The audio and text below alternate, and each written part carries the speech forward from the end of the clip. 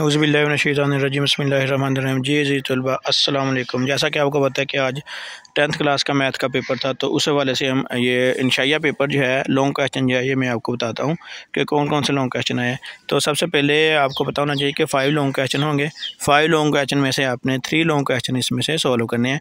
तो अमूमन आप लोगों को चाहिए कि आप पहले 5 क्वेश्चन और क्वेश्चन नंबर 6 आप ये सॉल्व करो। ये 2 क्वेश्चन हैं, इनके 4 पार्ट्स हैं, चारों के चारों पार्ट पहले 4 चैप्टर में से हैं। ठीक है, तो इसके बाद आपने एक एंड पे ये एक थ्योरम तैयार करना है। उसके लिए सबसे पहले जो पहला क्वेश्चन नंबर 5 का फर्स्ट पार्ट था, आपने इस मसावात को हल करना था। मसावात कुछ यूँ थी: solve the equation x raised to power 2 by 3 plus 54 is equal to 15x 1 raise to 16x power इसकी है जी 1/3। इसको आपने सॉल्व करना है। सॉल्व कैसे करोगे? इसको पहले आपने रीअरेंज करना है। x की पावर 2/3 माइनस 15x की पावर 1/3, इसको लेफ्ट तरफ लेके आओगे प्लस 14। तो आपने जस्ट पहले लिखना है x is equal to x की पावर 1/3, फिर इसको आपने सॉल्व करना है।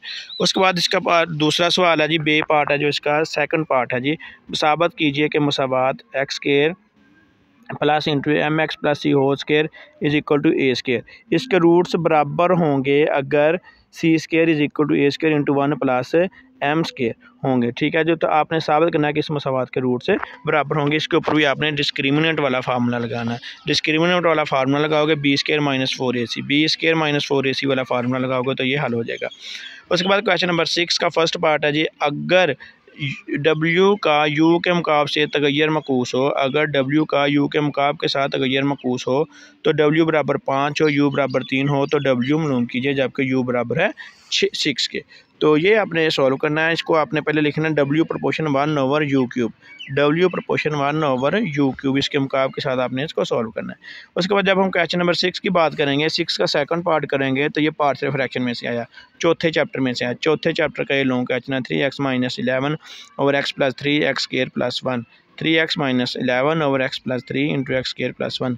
ठीक है जी, ये आपके पास है लॉन्ग क्वेश्चन। ये पहले 2 जो लॉन्ग क्वेश्चन है ये तो पहले 4 चैप्टर में से ही आगे थे। उसके बाद अगर आपको इसमें से कोई ये नहीं आता, फिर आप क्वेश्चन नंबर 7 को भी सॉल्व कर सकते हो। ये डी मॉर्गन का कानून है। क्वेश्चन नंबर 7 का फर्स्ट पार्ट है जी, u is equal to 1 to 10 है जी। उसके पास a इज इक्वल टू 1 3 5 7 9 है। उसके बाद b इज इक्वल टू 2 3 5 7। इसको आपने डी मॉर्गन लॉ के साथ हल करना है। ये 4 नंबर का ये भी मार्क्स हो जाएगा। 4 नंबर का मार्क्स है जी, 4 मार्क्स का ये पार्ट है। क्वेश्चन नंबर 7 का फर्स्ट पार्ट जो है 4 मार्क्स का है। उसका जब हम इसके पार्ट बी की बात करेंगे तो आपके पास ये एक टेबल दिया हुआ है, आपने इसकी स्टैंडर्ड डेविएशन फाइंड करनी है। स्टैंडर्ड डेविएशन आपने इसकी फाइंड करनी है, मेयारी इनहराफ इसको कहते हैं। ठीक है जी, उसके बाद जब हम ये थ्योरम की तरफ आते हैं, क्वेश्चन नंबर 8 है जी। क्वेश्चन नंबर 8 और 9 क्वेश्चन नंबर 8 की जब बात करेंगे तो ये आपके पास आ जाएगा जी ट्रिग्नोमेट्री में से। क्वेश्चन चैप्टर नंबर 7 में से cos theta is equal to -1/3 और जावे का अहतमामी बाजू दूसरे इबा में वाक़ हो तो बाकी तकूनियाती निस्बतें मालूम कीजिए। तो आपने तकूनियाती निस्बतें मालूम करनी है, आपने इसकी तकूनियाती निस्बतें आपने इसकी फ़ाइंड करनी है, ट्रिग्नोमेट्रिक रेशियोज फाइंड करनी है। उसके बाद एक ज्योमेट्री वाला सवाल आ जाएगा। ज्योमेट्री वाला सवाल आपके पास आएगा तो उसमें आपके पास ज्योमेट्री वाले सवाल में 4 सेंटीमीटर दास वाले दायरे के 2 मुमी मवास खींचने हैं आपने। ये इसके पास ज्योमेट्री वाला सवाल है, इसके भी 4 मार्क्स हैं अगर आप ये सेलेक्ट करोगे। उसके बाद हमारे पास थ्योरम आ जाते हैं जी।